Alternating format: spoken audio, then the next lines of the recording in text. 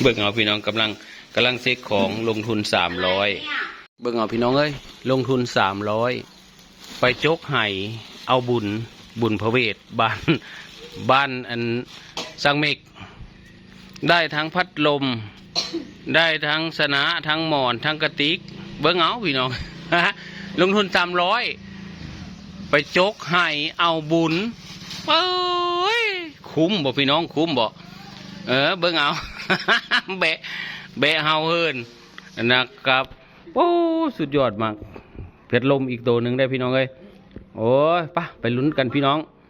ไปลุ้นกันวะมื้อนี้ไปบุญนะไปบุญไปลุ้นเอาบุญน้ำกันแล้วก็ได้ของกลับมาเฮือนเฮาไปลุ้นเบิ้งบรรยากาศน้ำกันครับผมเอาลุ้นเจ้าไงใช่มาทั้งพี่แน่ออกคลิปแล้วว่ะโอ้จ้าใช่มาทั้งพี่ดีเจเบาเสียงน้อยคนตัวให้ค่ายปีมูเล่กอกยาใหญ่งานวิธีสู้คู่ซอดหักบมีใหญ่จะกอกยาเลยเล่นเจเบาเสียงน้อยเป็นเลงระบุคณะก้อนเดือดชาวว่าจะมุกดาหารลุ้นพี่น้องมาลุ้นว่าเจ๊จะจบได้อะไรลุ้นเส้นเลยลุ้นตัวขนมหวานลุ้นน้องเพชรภาษาน้องสุภาเลโนน้องปองเลโนน้องลำไยแหวอ้อมน้องเหล่าเรือนซุปป้าหอมลูกพันมาให้พี่น้องเราได้เที่ยวมาเป็นมหาชาติพี่น้องบัตรจะเป็นมาให้กินได้กินได้บุญได้กุศลร่วมกัน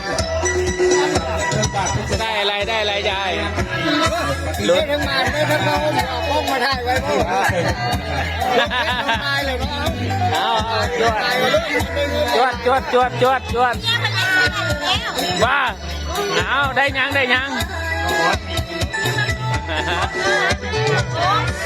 มื่อนี้มาเอ็ดบุญพี่น้องมาเอ็ดบุญต้องยูทูบดูยูเซอร์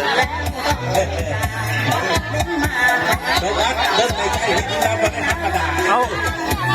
จ๊ทำบุญเท่าไหร่บ้านี้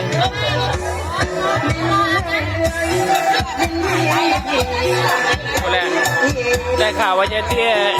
ตรียมจกให้500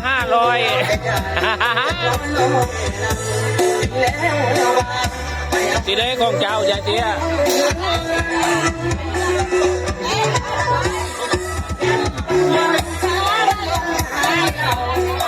เอามวนพี่น้องมวนเอ็ดบุญน้ำกันมานี้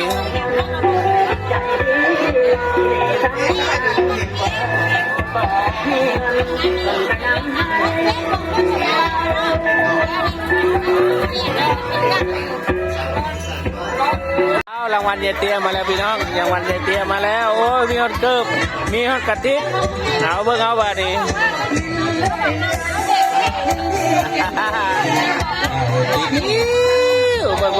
เบิ่งแนวบันไดพี่น้องแนวบันได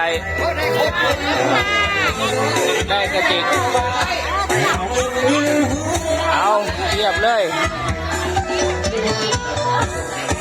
เอามีไอโฟนนำพี่น้องมีไอโฟนนำอย่าเทียนจกเอาจก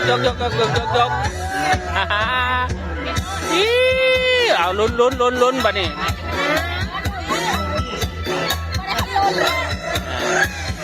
เอาจกลุ้นมาลุ้นกันว่าเจ๊อะไรได้เปลือรอบ2ในการจกพี่น้องรู้สึกว่าตอนนี้เจ๊กำลังได้ตับหมอนพี่น้องมาให้นี่ได้หมอนอย่างเดียวได้ชนะน้ำ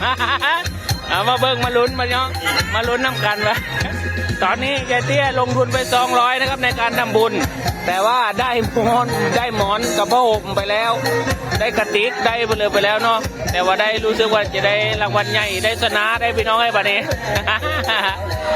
โอเคได้ชนะมา1เครือโอ้ลงทุน200พี่น้องเอ้ยเอามือเมิดบนบาทนี้ จากแม่มันม้วนเฮ็ดบุญเอาจะเตรียมว่าที่เฮ็ดบุญ500นะครับ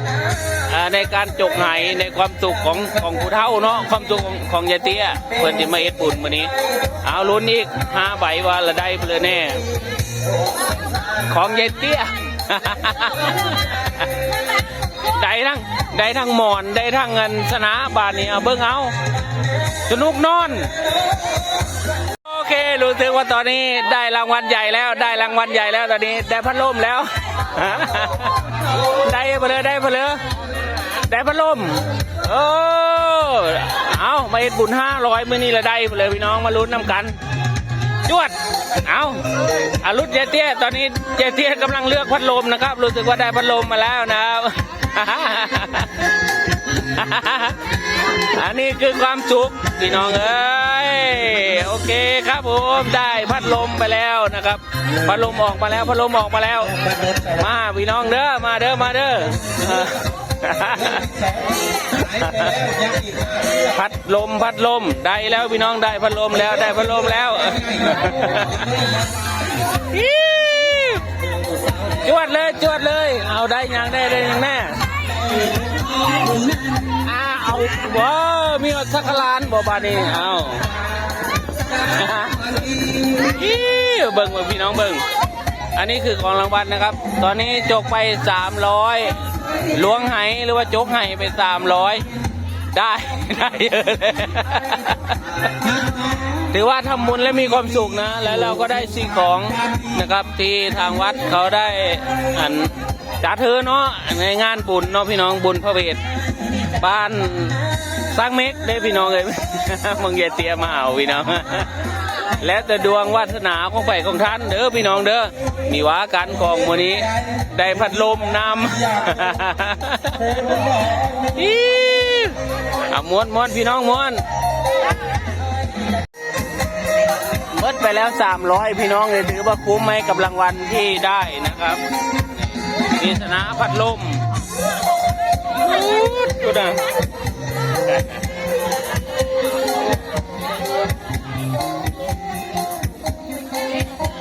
ลงทุนทำบุญ300นะครับแต่ได้เยอะมากนะครับได้ของคุ้มมากเขากับถึงรางวัลใหญ่แล้วพี่น้องบ้านโนนสว่างแม่บ้านของน้องมึงนะครับเอาอะไรได้พัดลมกลับบ้านได้เลยเหรอน้องจิตดื้อน้องมึงดื้อจ้าแม่บ้านของกินสบายเอาล้อมาพร้อมเนาะบ้านนี้มานอนกับตีกูมีพัดลมเลยห้อนปากอย่างได้นั่นฟังได้พี่น้องเลยบาทนี้นั่นเลยเราเอามือเมิดพี่น้องบาทนี้โอ้สุดยอดมากหน้าน้อยเนาะไม่ค่อยจกเลยแต่หมดบ้า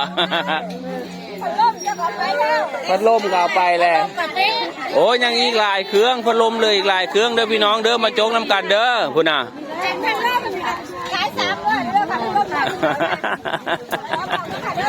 จวดมีได้ทั้งบุญได้ทั้งของพี่น้องเอ้ยมาเด้อพี่น้องเด้อมาเอาบุญบ้านสังเมกมื้อนี้บุญพระเวท โอเคครับพี่น้องปาดอันนี้เอาของเมื่อเก็บของลายแล้วพี่น้องแล้วเฮาจังลบมาไหม โอเคครับพี่น้องตอนนี้เอาละเมือแล้ววันนี้เอาละเมือเลยได้พี่น้องเอ้ยพูดอ่ะจักพระห่มจักพัดลมจักหมอนบาทนี้เอาโอเคพี่น้องขออนุญาตเมื่อตะก้อนเมื่อเทคเบื้องกองตะก้อนแล้วเฮาจังเม็ดบุญไหมนะพี่น้องเนาะ เบิ่งเอาพี่น้องเอ้ยลงทุน300ไปจกไห่เอาบุญพระเวทบ้านอันสังเมกได้ทั้งพัดลมได้ทั้งสนะทั้งหมอนทั้งกระติกเบิ่งเอาพี่น้อง ลงทุน300ไปจกไห่เอาบุญเอ้ยคุ้มบ่พี่น้องคุ้มบ่เบิ่งเอา แบะเฮาเฮินนะครับโอ้สุดยอดมากเบิ่งเอาพี่น้องกำลังเซ็กของลงทุน300ลงทุน300โอ้มีฮอตยกส่งเลยพี่น้องเลย ไปโจกไหงานบุญพระเวทบ้านสังเมกเนาะตำบลท่าลาดกันยังได้มาคือเก้าอยู่พี่น้องเลยยกส่ง